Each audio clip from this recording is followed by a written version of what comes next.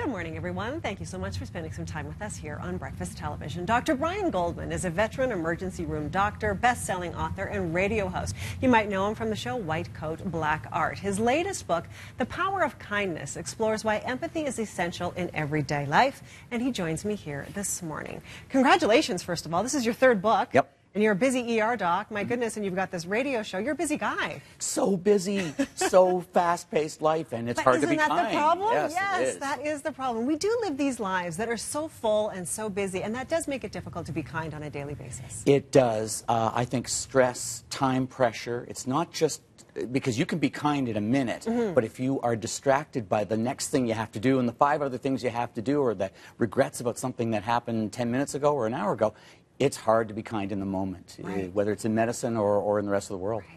And that's happened. I've spoken to so many doctors over the recent years, and they've said, you know, we're so busy now, we're so swamped, that it makes it harder for us to practice medicine the way they want to, with kindness. So the system makes it difficult to be kind, but there's personal stuff, stress.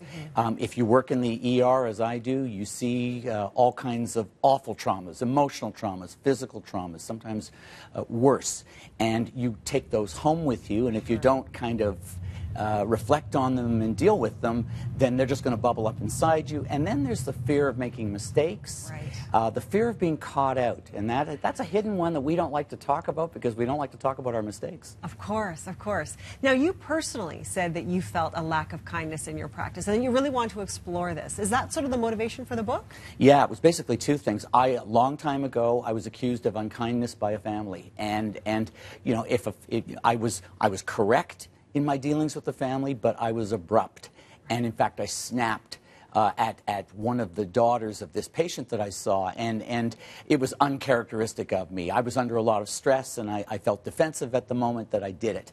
But when a family, you know, if a family accuses you of incompetence, they may be wrong about that. But if they accuse you of unkindness, boy, they know, everybody knows kindness and unkindness. And that's what set me off the journey. So what did you find out in this book? You have some incredible stories, and you took some incredible journeys all over the world. But give us a couple of examples that were really meaningful to you. I went to 9/11. I went to, on the 15th anniversary of 9/11, I went to Ground Zero. So I was there for the 15th anniversary, very austere occasion. And then I went to a bar, the only bar inside Ground Zero. It's called O'Hara's.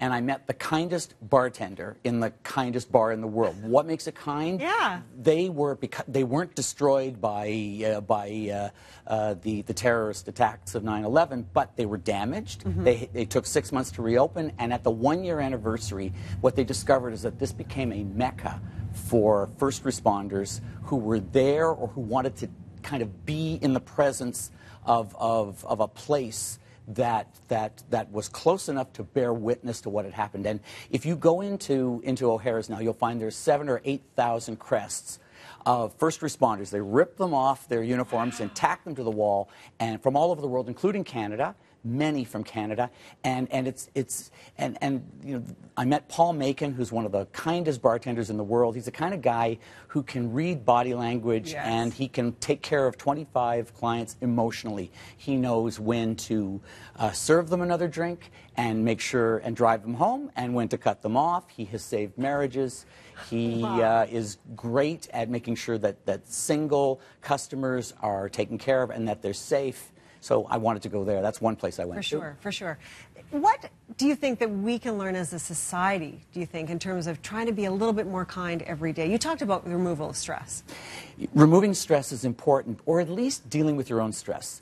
So the kinds of things that you know, my prescription for radical kindness is slow down. First of all, the good news is that we are all hardwired to be kind unless we're psychopaths. So all you have to do is let it flourish. So slow down. Breathe. You know, I do breathing exercises, meditate, whatever. You just let the bad thoughts that are seizing you and making you preoccupied with yourself float by, because when you're self-preoccupied, you can't be kind and tune into somebody else. But if you get rid of that stuff, at least temporarily, then you can tune into other people. There you go. And you're breathing and finding your own kindness again? I have, and I am. Wonderful. Brian Goldman, thank you so much for being here today. You have an event tonight at the John Dutton Theatre, Calgary Public Library, tonight from 7 until 8:30 p.m. Thank you so much for being here, and thank you for the book. My pleasure.